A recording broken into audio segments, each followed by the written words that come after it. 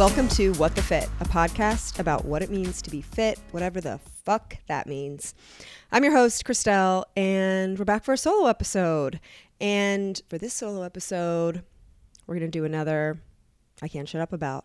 I love these episodes. One, because it gives me like a nice like framework to work within. And two, there are oftentimes a lot of things that I can't shut up about. So before we do that though, I really just want to kind of spend some time catching up because I feel like it's been a while. I was just having this conversation that before I started video, I was recording an episode, a solo episode, basically. You know, I was kind of thinking like, oh, I don't want to book guests to come on when I'm in this like transitionary period, and like we'll just have to like fill the time with me. So I was recording a solo episode like every single week, and you know, one gets into that sort of rhythm, and like I would be thinking, okay, what am I going to talk about, or like what kind of ideas do I want to bring forward, what stories do I want to tell? And there was obviously some anxiety and like just, you know, constant like thought about what I'll think about. But what I found is taking a longer break in between the solos, because I feel like I want to do like probably like a solo episode like once a month. And then it's like, oh my God, there's almost like so much content to think about, to choose from, and like so many stories to tell. And then I have them in my head of like, okay, how do I want this episode to go? And then I'm like thinking about it. I'm ruminating on it for like weeks at a time. And then it's like, I have to get this out. Like, I just have to get it out. And I think about it more and more. And I'm like, what if it doesn't come out the way I want it to? What if I forget a certain point? I just like get so in my head. So anyway, here we are for a solo episode. So, okay, before we get started, let's do a little catch up. I have been, quite frankly, living the life of a showgirl. Like, I really don't think that there's any other way to put it. My schedule and my life, I don't even think like we can say schedule. It's honestly more just like my life and my routine. Basically the whole entire summer has just been totally flipped on its head. Like, I was a person who lived inside my calendar.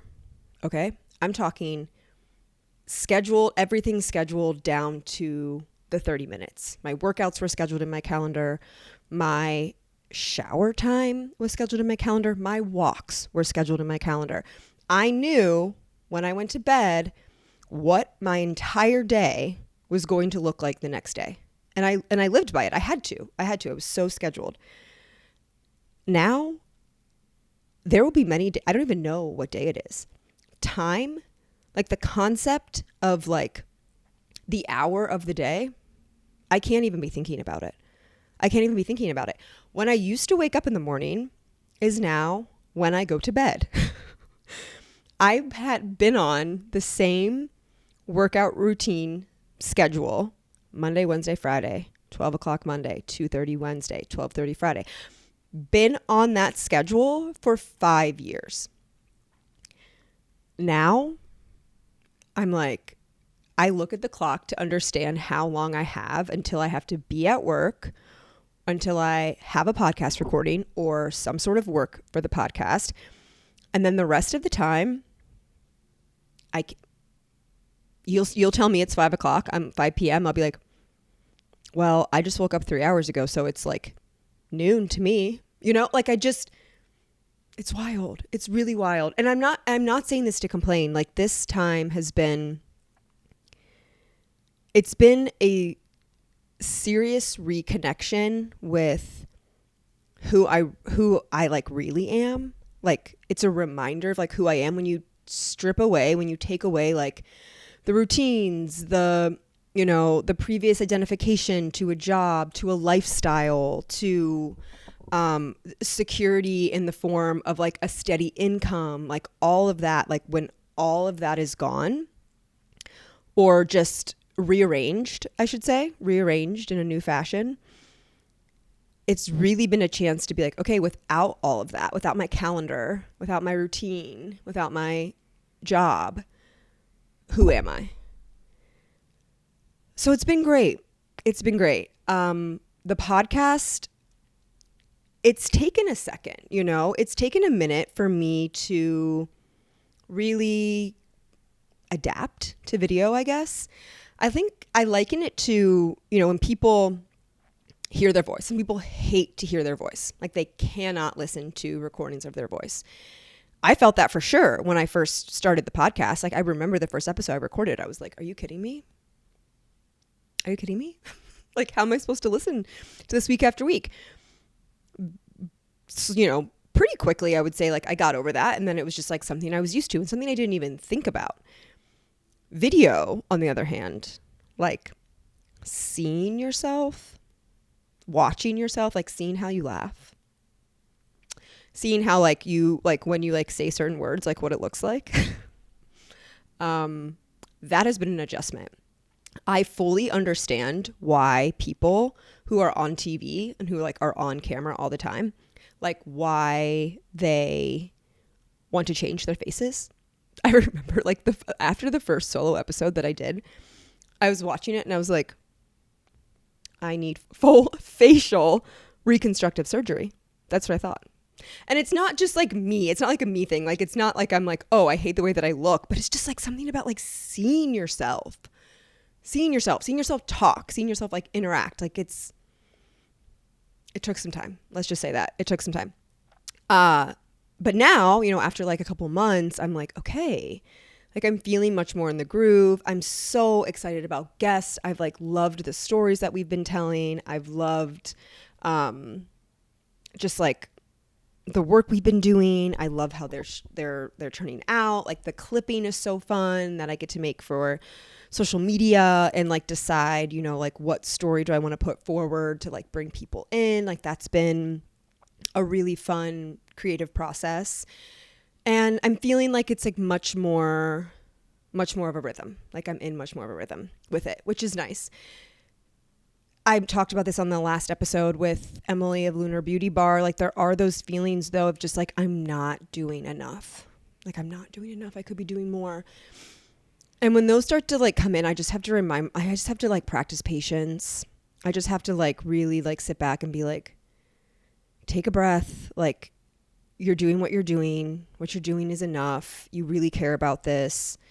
It's going to come through. Like that's going to be evident in the art that you're putting out. Like you just like patience. So that's been quite the lesson. Bartending. My God. The most fun job that I've ever had. I think probably the most fun job that could possibly exist if we're being like completely honest. Not the most fun job, but you know what I'm saying. To me, bartending is performance art. That's how I treat it. I think of it as a full performance. The outfit, the music, the vibe, the relationship with your coworkers, like it's all a performance. Like we are there to bring your night of fun to life. And that's literally how not I have to think about it, how I like to think about it. Because, it can be very taxing. It can be very grueling. My physical body is always in discomfort pretty much at this point. I had this period of time. It was a really crazy period of time. I don't think that I'll do it again for a while. I worked 6 shifts in a row, had 1 day off, and then worked 5. During that time, I threw my back out because I was trying to maintain the same level of fitness and just like working out, lifting the way that I have been and pushing the way that I have been in the gym on top of being on my feet then for 7 hours, 8 hours, running around, lifting, bending, all the requirements of the job. And my body was just like, no, you can't do that.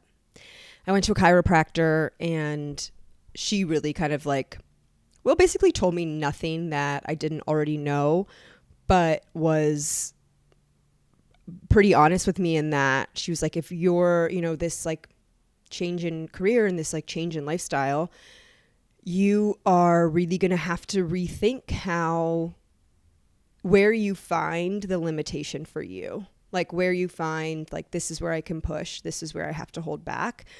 She's like, I know we're always trying to be stronger and you know, we need to put like stress on our bodies, but this is kind of a totally different ballgame, and you kind of need to find where your own limit is. So that's like something I'm really working through. You know, I said back when I first took on bartending, I was like, oh, I'm committed to getting to the gym 3 times a week. Most weeks, that is not a reality for me. Like, it's just not. Like this week, I got to go to a group class at Southside, which was amazing and just like so much fun and a really good workout and like high energy. I loved it so much. And today I'm so sore, and I'm just like thinking about tonight when I go into work, how my body's going to feel when I'm bending down to get 1,000,000 trillion high lifes. Not great. Today would have been the only other day I could go this week, and like judging by how sore my body was and how I'm going to be working all week, I was just like, one day this week is when I'm getting to the gym. One day. I'm still working. I'm still walking. Like whenever I can. You know, I'm taking my supplements. I'm getting rest. I'm getting connection. I'm taking care of my physical space. I'm doing affirmations when I do them. But yeah, it just everything looks so different. Everything looks so different. And this is not like a complaint, right? I chose this, and as difficult as it is, I like love that it's difficult. Like, I love the challenge of it. I love kind of pushing the limit and testing my boundaries and like seeing what I'm capable of. But yeah, no, it's been a wild fucking time, but like so much fun. And I've been able to connect with so many people and have like really amazing experiences. Like, I had this moment a couple weeks ago where I was out and I was just like, I was about to go into work, and I had an opportunity to like hang out with someone that I had met, and it was just like a really crazy encounter. And I like went to the bathroom in the middle of like our dinner, and I was just like, I need to like pinch myself. Like, I cannot believe this is my life. I've been doing really fun creative work. I had to do this photo shoot for a local skincare brand that was just like really challenging, amazing opportunity to like test my skill and experience and work with like really incredible people that I was like very inspired by. So it's great. It's not, I mean, there's really nothing I can complain about because I chose this, but often it's just different, I guess, is what I'm coming around to. Like, it's just different. It's just a totally different life, which is exactly what is supposed to be happening for me right now, to kind of figure out who I am, what that looks like, what my path forward looks like. I've had a lot of reflection, a lot of like introspective time, and what I've come back around to, it's like, all right, you switch everything up, everything's different. What remains, you know, when you take away those things? And it's like, what I've found is like, okay, what remains is like my passion, my like general enthusiasm, and just like love of living and love of connecting with people and sharing stories and getting to tell stories and crafting stories. And like, that's me in my essence, right? Like, after like all those other things, the routines, the job, the lifestyle, like after all of that kind of goes away. So, okay, let's get into what I can't shut up about. The first thing on my list, this is something like I truly can't shut up about. Like, truly. My sleep mask. So when I started bartending, I quickly realized that my gorgeous bedroom filled with skylights and windows that served me so well when I wanted to get up at 6 a.m. or 7 a.m. and start my day, you know, that gorgeous bedroom was about to be my downfall. And I tried sleeping in my guest room for a while because that's much darker, but just like, I wanted to be in my bed, you know, like that's not my room. Like, I wanted to be in my room. So I found the sleep mask on Amazon, literally just Googled, and I needed one that had like the full wraparound because I'm a side sleeper. I'm like tossing and turning. This motherfucker, this thing is completely blacks it out. Completely. So now when I go to bed at 7 a.m., yeah, lately, I've gone full nocturnal at this point, like fully. I am going to bed at like usually most nights like 6 or 7 because I'm getting out of work at 4, and like you think of like a normal day, a normal person's day, a normal person that gets up at like 7 a.m., goes to bed at like 11 p.m. That's like 16 hours of waking time, right? Well, if I'm waking up at like 1 p.m.,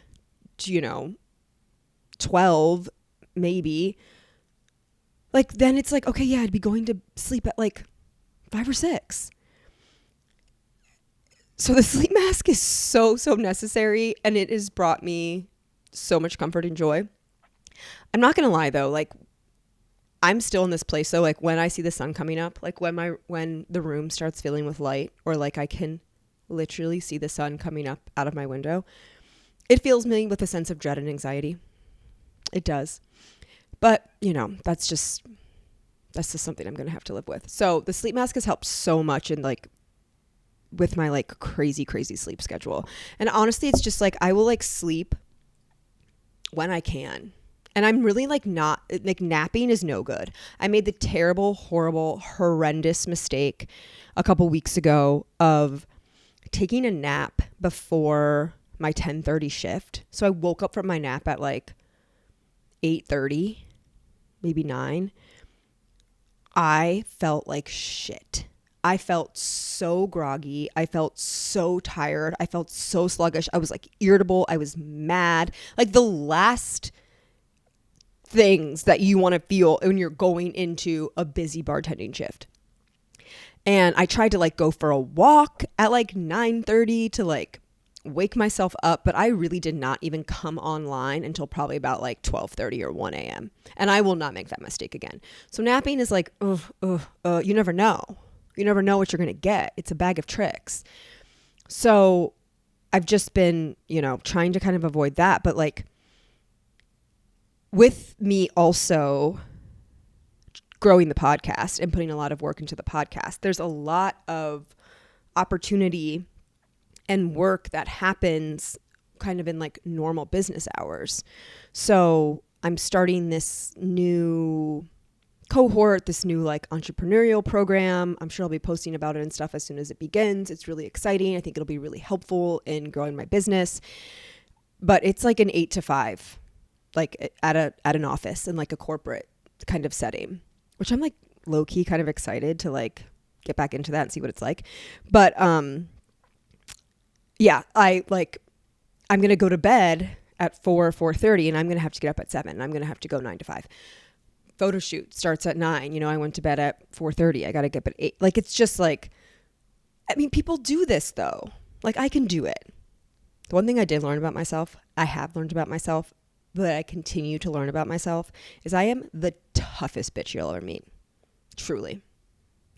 Completely, 100%. I believe that I am the toughest bitch you will ever meet. You are not going to kill me. You are not going to knock me down. So I'll get through it. I'll have a great time. So yeah, my sleep mask. Oh, I couldn't live without it. Could not live without it. The second thing I can't shut up about is food related, because there's like always a hyperfixation. 2 things. Goodles and V8. Goodles, people have talked about on this podcast before. I don't know why I was so late to the game. I'm honestly kind of embarrassed at myself. They're like a protein and like plant-based noodle, like mac and cheese, but they have all sorts of different flavors. Like there's like smoked Gouda and like kind of like a spicy one, white cheddar shells, like very delicious, very easy to make. I'll make that, and then I'll add some like ground turkey or ground beef, kind of like a hamburger helper with like lots of protein. And then, because I am a picture of health and wellness, I'll add peas, I'll add broccoli, just like anything that's just like in a bowl, like protein, vegetables in a bowl. Deliciousness, something gooey and cheesy and saucy in a bowl all day. The V8, like, so thankful for my friend who put me onto this, because now I really do, like, it's just really helped ease my mind a lot when it comes to thinking about getting all the vitamins and minerals and nutrients that I need to thrive. I take like a twice daily multivitamin, but these are like, it's real vegetable juice.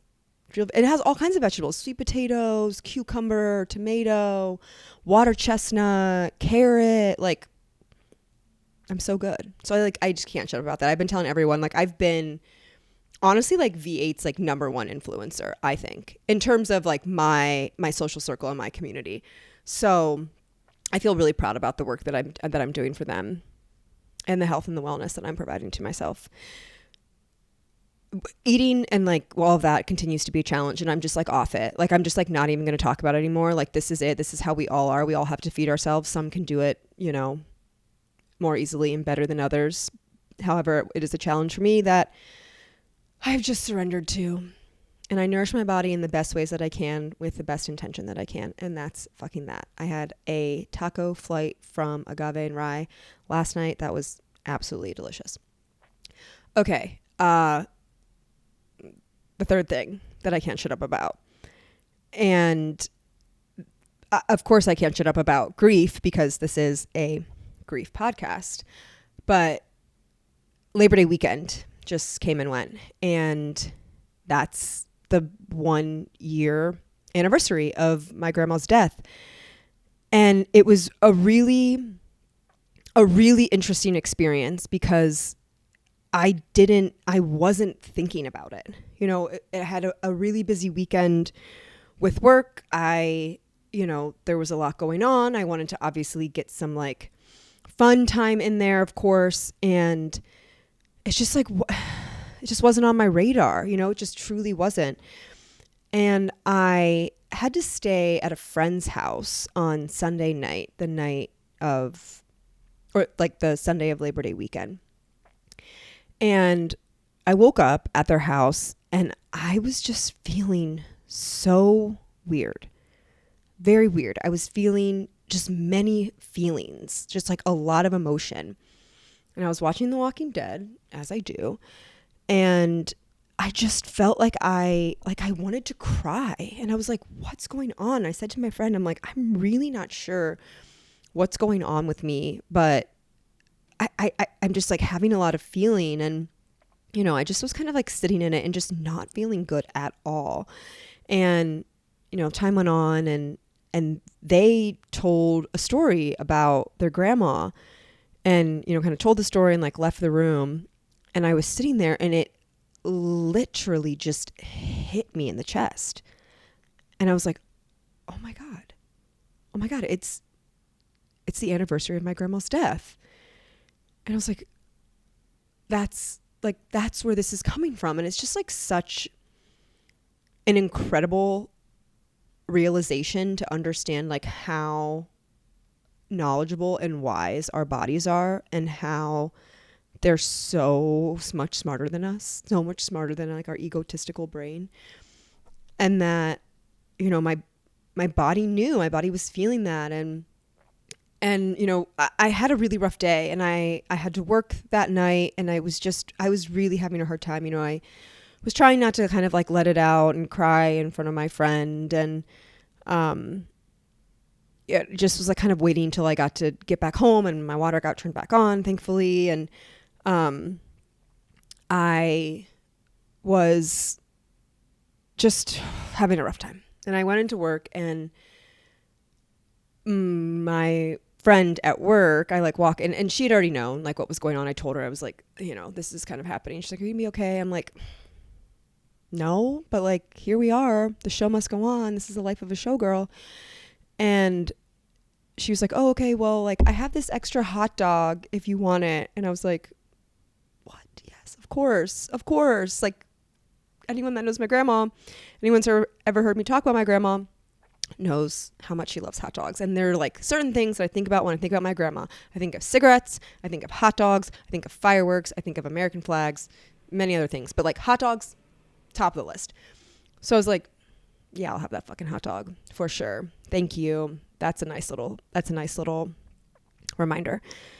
But the thing that I really want to talk about when it comes to grief, and the thing that I really can't kind of shut up about for myself, is the feeling of support and like the level that I was seen while I was in my grief by my friend. It was like a really profound experience for me. So, you know, I had told them it's the anniversary of my grandma's death when I came to that realization, and you know, they said what they said, and they were taking me home, and they had to stop at a store. So I was just kind of like sitting in the car and just really feeling it, just like really letting it come on. And I was just like feeling sad and missing her. And then of course thinking about every other sad thing that's ever happened in my life, because that's what happens.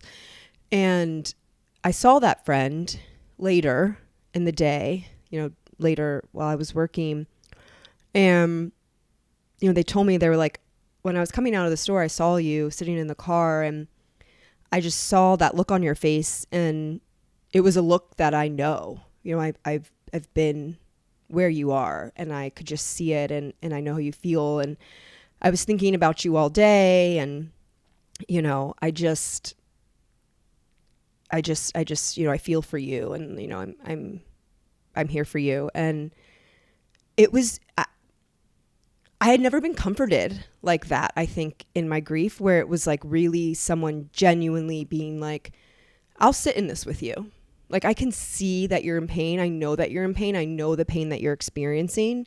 And I've been thinking about you, and I want to check in on you, and I care for you. It was really what that was. And it was, amongst the pain of dealing with that loss after a year, and thinking about that year, and thinking about how my life is just absolutely completely different since being at her funeral and delivering her eulogy, and going through all of that. And then just to know, like, wow, another human, is in this with me.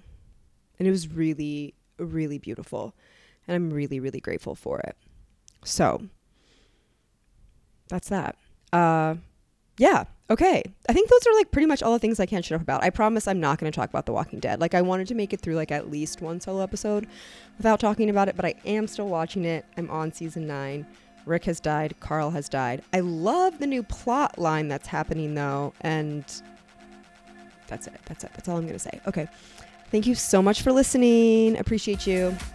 Thank you so much for listening. Make sure you're following me on Instagram at Chrissy Gurley and at What the Fit Podcast. Full video episodes will be available on Spotify and YouTube, so follow and subscribe. If you're loving What the Fit, please help spread the word. Send it to a friend, share it to your story, and if you're looking for even more exclusive content, become a Patreon member. You can find it at patreon.com/whatthefitpodcast.